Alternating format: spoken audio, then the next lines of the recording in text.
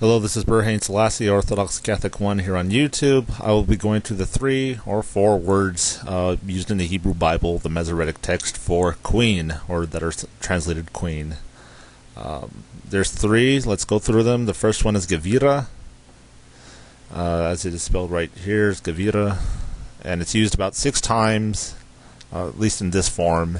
1 Kings 11:19, 1 Kings 15:13, 2 Kings 10:13, 2 Chronicles 15:16, Jeremiah 13:18, Jeremiah 29:2, and these are all in reference to Jewish women. And then the second instance you have is Malkah, or Malkat as it is sometimes used. It's used around 40 times. I think that was just for Malkat, this particular spelling with the he suffix. It's used 4 times in 1 Kings 10, 4 in 2 Chronicles 9, and all are concerning the Queen of Sheba, which was called Malkah in the Ethiopian tradition. She was not a Jew, but rather possibly converted. Anyway, you have 25 more times in the book of Esther, initially for Queen Vashti, and then mostly for Esther. Esther, though being a Jew, it's not actually a Jewish kingdom.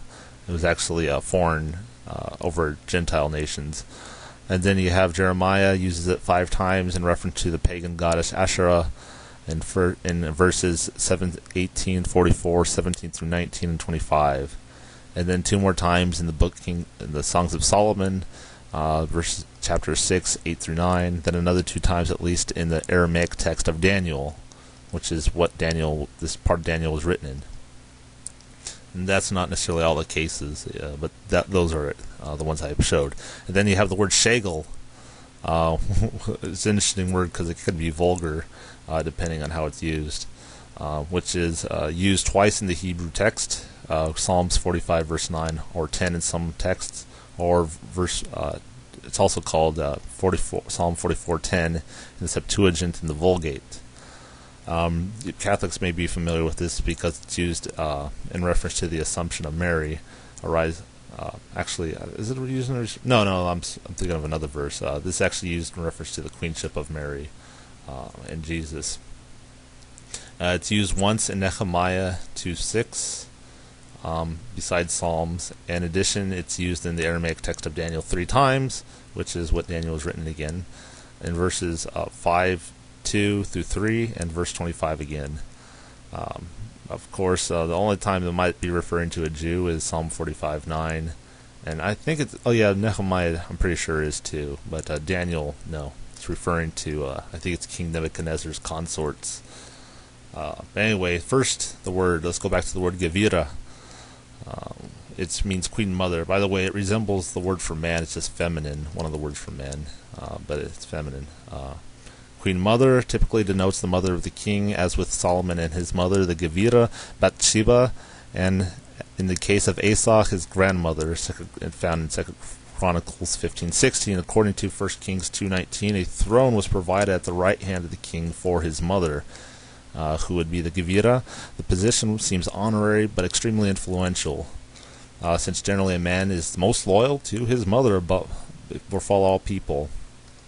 In fact, one Gevira was so influential she changed the cult in Jerusalem to pagan worship, but that's not part of this subject. Anyway, she does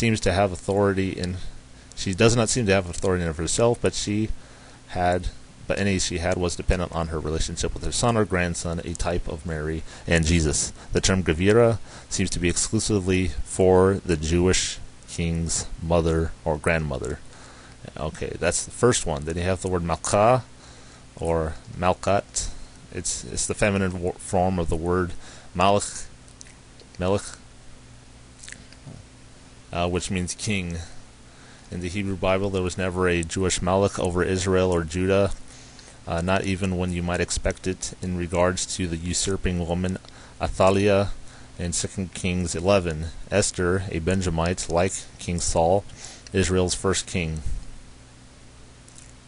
However, in her book is referred to as a Malkah in the Persian Empire in her time, after the king removes the original Queen Vashti in Esther 1-2. A Malkah seems to be the female sovereign in the Hebrew Bible, just like a king, as seen with the Queen of Sheba in 1 Kings 10 and 2 Chronicles 9, theoretically it could just be a title alone of a king's wife. In the sense, a woman in the early church was referred to as an episcopess or a bishopess, not because she was a bishop, but because her husband was a bishop. In the old days, sometimes bishops did have wives before they were ordained.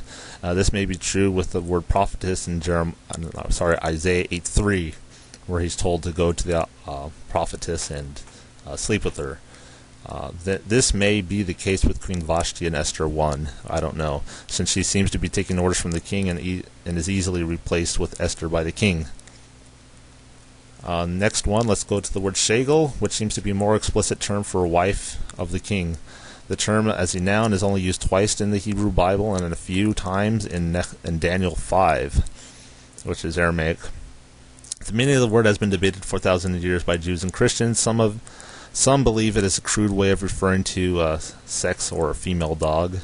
You can extrapolate it from there.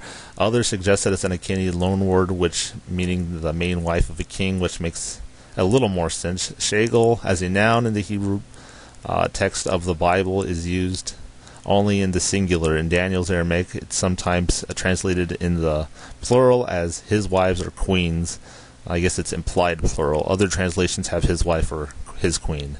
The term Shegal does not seem to refer to an Israelite woman, though perhaps one, if not a convert in Psalm 45. Otherwise, it refers to the Persian royalty. The Persian Shegal in Nehemiah 2 seems to sit right next to the king, on a throne possibly. But anyway, the word Shegal as a verb, it's generally agreed on, is the vulgar one I mentioned before. But anyway, in conclusion, and Psalm 45 is using it as a noun, not a verb. Anyway, in conclusion, the terms do not seem synonymous. At times, the Shegal and Malkah seem synonymous as they refer to the king's wife, but neither seems to be really a position for a woman in the Davidic kingdom. Really a position, I should say, like a position of authority, where they're actually a sovereign.